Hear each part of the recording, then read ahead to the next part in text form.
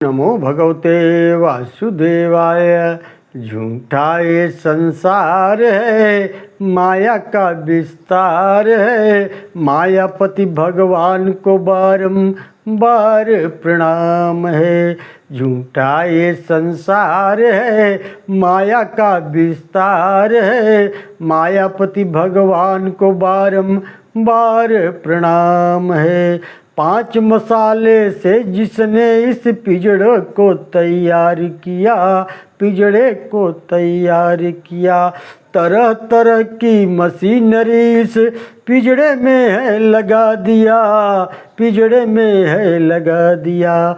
पिंजड़ा फैशनदार है, पिंजड़े में 9 द्वार है। रचने वाले मालिक को बारंबार प्रणाम है। झूठा ये संसार है, माया का विस्तार है। मायापति भगवान को बारंबार प्रणाम है। हाथ पैर नख बाल अंगुरिया, रचना कैसी न्यारी रे, रचना कैसी न्यारी। आँख कान मुख दांत सब सांचे में दे ढाली रे, सांचे में दे ढाली। कैसा चमत्कार है, लीला ये परम्पार है। रचने वाले ने रच डाले पिंजड़ा फैशनदार है। झूठा ये संसार है, माया का विस्तार है।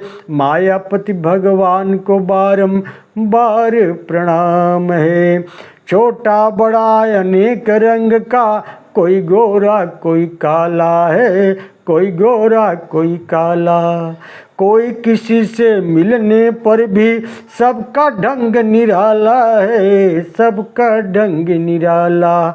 कहीं तो मंगलवार है, कोई पड़ा बीमार है। रचने वाले मालिक को बारंबार प्रणाम है। झूठा ये संसार है, माया का विस्तार है। मायापति भगवान को बारंबार प्रणाम है। कहे स्वामले कर जोरी, धन्य धन्य कर तार तू है। दिन कर कहे कहे कर जोरी, धन्य धन्य कर तार तू है। पशु पक्षी चर अचर जगत में सबका सृजनहार है। तू ही जगताधार है, महिमा तेरी अपार है। रचने वाले मालिक को बारंबार प्रणाम है। झूठा ये संसार है, माया का विस्तार है। मायापति भगवान को बारंबार प्रणाम है। झूठा ये संसार है, माया का विस्तार है। मायापति भगवान को बारंबार प्रणाम है। व्यास जी कहते हैं, हे ब्राह्मणों, अब मैं आपको योग की बातें बताता हूँ, उसे सुनो। इंद्रिय मन और बुद्धि की प्रवृत्तियों को सब ओर से रोककर व्यापक आत्मा के साथ उनकी एकता स्थापित करना ही योग शास्त्र के मत में उत्तम ज्ञान है। योगी पुरुष को सम दम से समान होना चाहिए। वह आध्यात्म शास्त्र का अनुशीलन करे और आत्मा में ही अपना अनुराग रखे। शास्त्रों का तत्व जाने और निष्काम भाव से पवित्र कर्मों का अनुष्ठान करे। इस प्रकार साधन संपन्न होकर योगोक्त उत्तम ज्ञान को प्राप्त करे। काम क्रोध लोभ भय स्वप्न ये 5 योग के दोष कहे गए हैं। इन्हें विद्वान पुरुष जानते हैं। इन सभी दोषों का त्याग करके अपने को योग का अधिकारी बनाए। धीर पुरुष मन को वश में रखने से, क्रोध पर और संकल्प का त्याग करने से काम पर विजय पाता है। सत्य गुण का सेवन करने से वह निद्रा का नाश कर सकता है। धैर्य के द्वारा योगी शिशन और उदर की रक्षा करे। नेत्रों की सहायता से हाथ और पैर की रक्षा करे। मन के द्वारा नेत्र और कानों के कर्म के द्वारा मन और बाणों की रक्षा करे। प्रमाद के त्याग से भय का और विद्वान पुरुषों के सेवन से दंभ का त्याग करना चाहिए।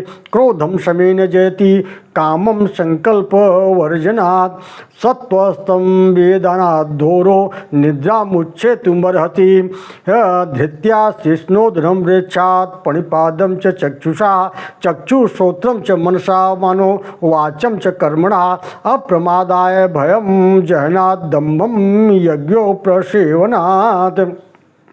इस प्रकार योग के साधक को आलस्य छोड़कर इन योग संबंधी दोषों को जीतने का प्रयत्न सदैव करना चाहिए। वह अग्नि, ब्राह्मण तथा देवता को सदा प्रणाम करे और उन पर मन पर प्रभाव डालने वाली हिंसा युक्त उद्दंडता पूर्वक वाणी को न बोले। तेजमय ब्रह्म ही वीर्य है, सबका आदि कारण है। यह संपूर्ण जगत उसी का कार्य है।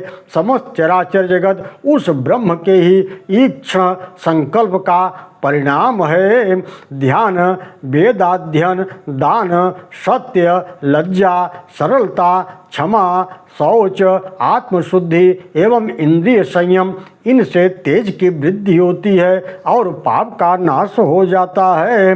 ध्यान, मध्ययनम, दानम, सत्यम, हीराजवम, क्षमा, शौचम चोवात्मनः शुद्धि, हृन्द्राणाम च निग्रह, एतैर्विवृधते तेजः पापानम चापकर्षति। योगी को चाहिए कि वह संपूर्ण प्राणियों में समभाव रखे। जो कुछ मिल जाए उसी से वह अपने जीवन का निर्वहन करे। योगी जन पाप रहित, तेजस्वी, मिताहारी और जितेंद्रिय होकर के काम और क्रोध को वश में करके ब्रह्म पद का सेवन करे। योगी रात के पहले और पिछले पहर में मन एवं इंद्रियों को एकाग्र करके ध्यानस्थ हो करके मन को आत्मा में लगावे।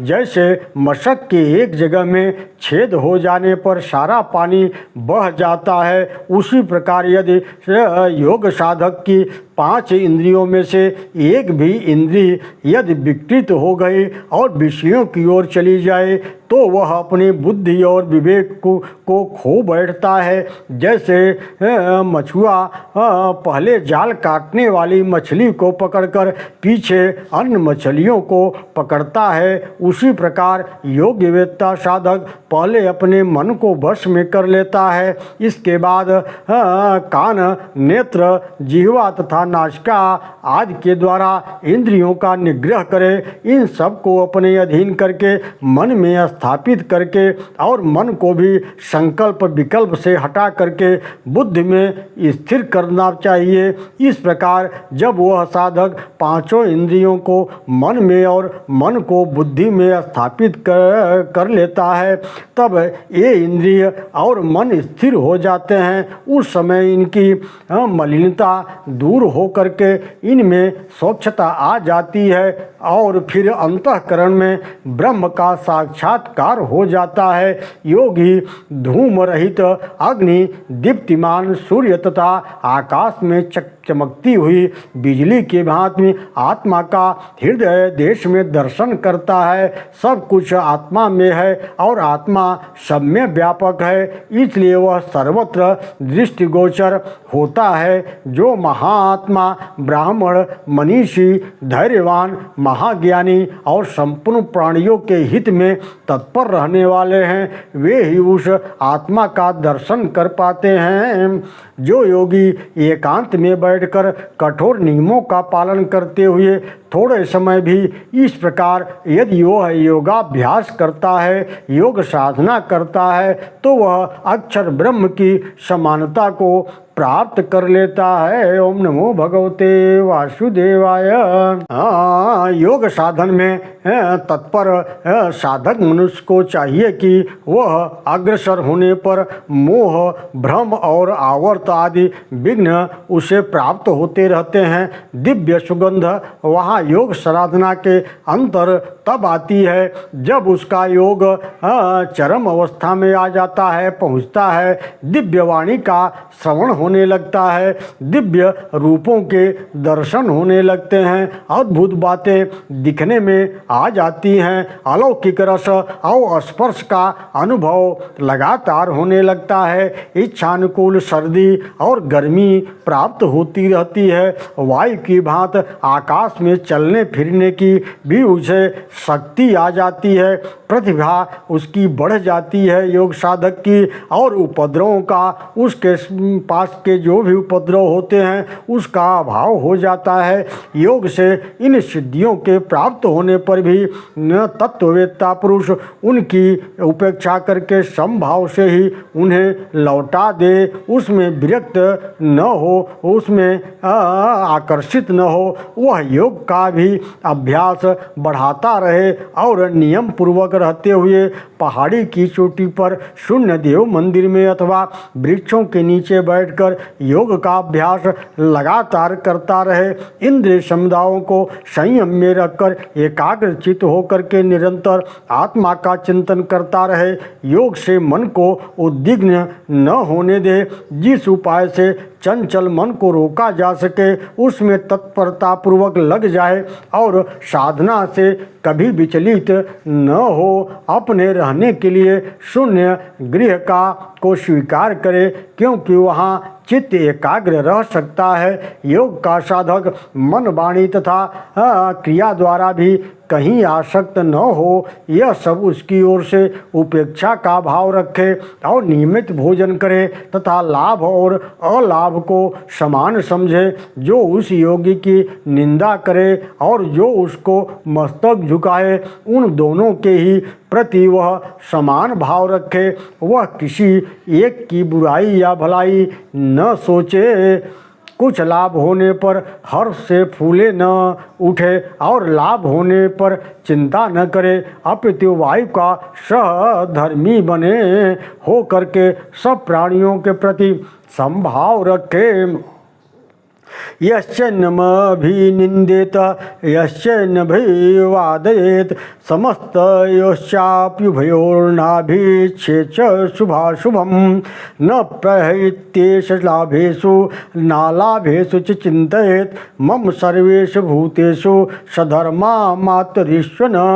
इस प्रकार स्वस्थ चित्त होकर के सर्वत्र समान दृष्टि रखने वाला साधक यदि 6 महीने का भी निरंतर योग का अभ्यास में लगा रहे तो उसे ब्रह्म का साक्षात्कार हो जाता है। वह साधक दूसरे लोग धन की इच्छा या संग्रह करने के कारण अत्यंत विकल हैं, यह देखकर उस साधक को उसकी ओर से विरक्त होना पड़ेगा। मिट्टी के ढेले, पत्थर और स्वर्ण को समान समझना होगा। इस प्रकार योग मार्ग पर चलने वाला साधक मोहवश कभी उसमें विचलित न हो। कोई नीच व पुरुष यदि अथवा स्त्री ही क्यों न हो, यदि उसे धर्म करने की अभिलाषा हो तो वह भी इस योग मार्ग से परम गति को प्राप्त कर सकता है। योगी पुरुष अजन्मा, पुरातन, जरावस्था से रहित, सनातन,